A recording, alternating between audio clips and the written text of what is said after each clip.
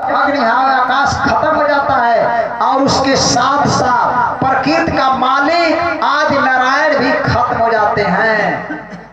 तो अब प्रकृति के ऊपर वाला जो हिस्सा है जहां से प्रकृति खत्म हो गई, अब प्रकृति के ऊपर वाला जो प्रथम पैदान है उसी का नाम है ओम। ओम 5 मात्रा वाला है, आकार उकार मकार अ उ म अर्धमात्रा प्रसविंदी। अब आप लोग सुने आकार से क्या होता है। जो प्रथम अक्षर अ है, आकार अ से हमारे हिंदू धर्म का सबसे पहला वेद ऋग वेद होता है। हिंदू धर्म का प्रथम वेद ऋग वेद, और ऋग वेद के देवता ब्रह्मा जी हैं। और ऋग वेद में इस ब्रह्मांड में जितना देवी देवता हैं सबके स्तुति का मंत्र ऋग वेद में छिपा हुआ है। और इसी पृथ्वी का सूक्ष्म तत्व ऋग वेद के अंदर छिपा हुआ है।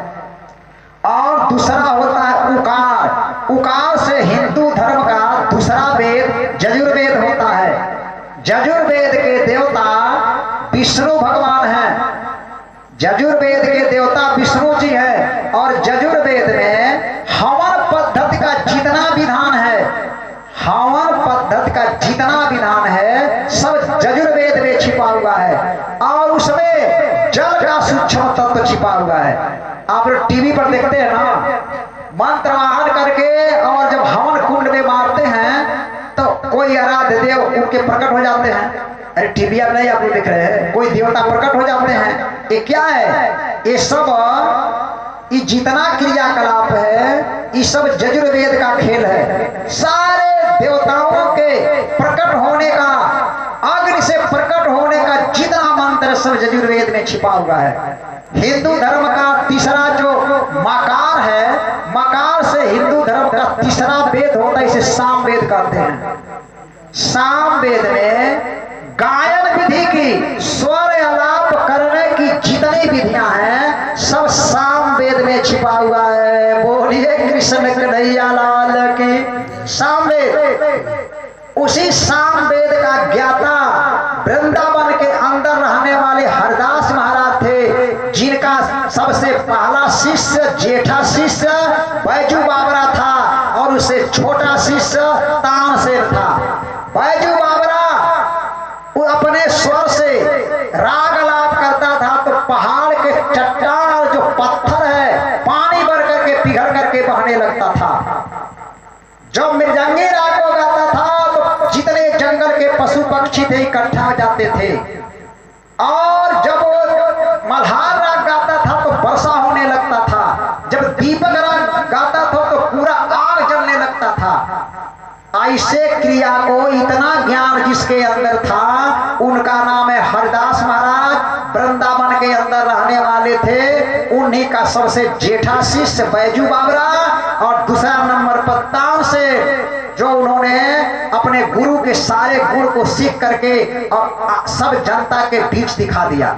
इसका प्रसंग तो बड़ी लंबा है, हम आप लोगों को शार्ट में कह रहे हैं। कोई काम होता है तो लोग कहते हैं अरे तानसेन बनल बड़ा, नहीं लोग कहे ना तानसेन बनल बड़ा, इसीलिए तानसेन का नाम आता है। तो हमारे हिंदू धर्म का 3 वेद हो गया। पहला ऋग्वेद, दूसरा यजुर्वेद, तीसरा सामवेद।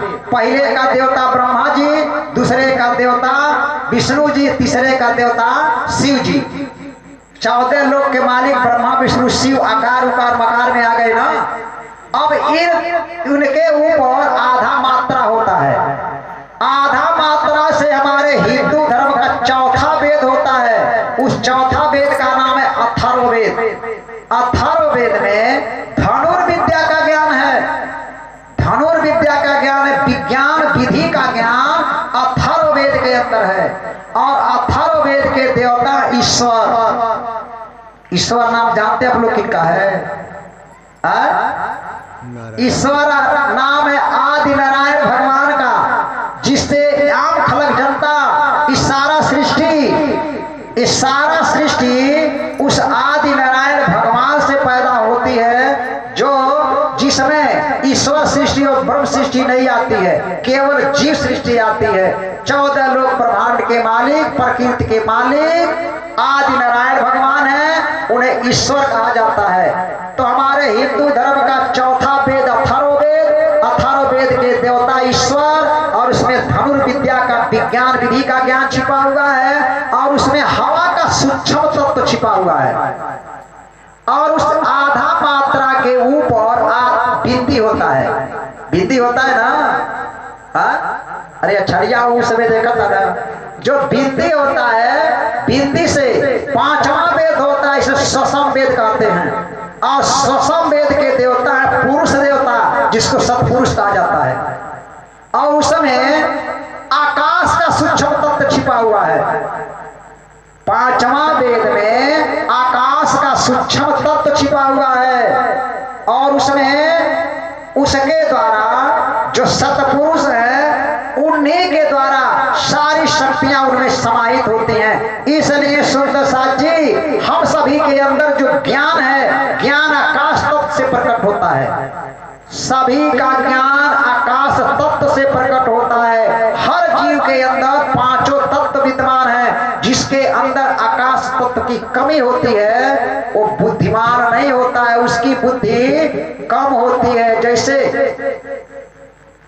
हम लोग भी अपना भूख जानते हैं, हम लोग भी अपना प्यास जानते हैं, हम लोग भी अपना बच्चा जानते हैं, हम लोग भी अपना काल जानते हैं, काल से हम भी डरते हैं। पशु भी अपना भूख जानता है, प्यास जानता है, वो भी बच्चा पैदा करता है, वो भी काल से डरता है। तो हम लोगों में पशु में अंतर क्या है?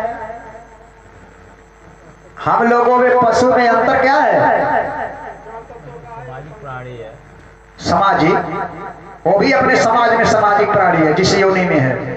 बोलिए प्राणनाथ प्यारे की जय। सुनिए, पशु के अंदर विवेकशील बुद्धि नहीं है, आकाश तत्व की एकदम बिल्कुल कमी है, उसके अंदर विवेकशील बुद्धि नहीं है।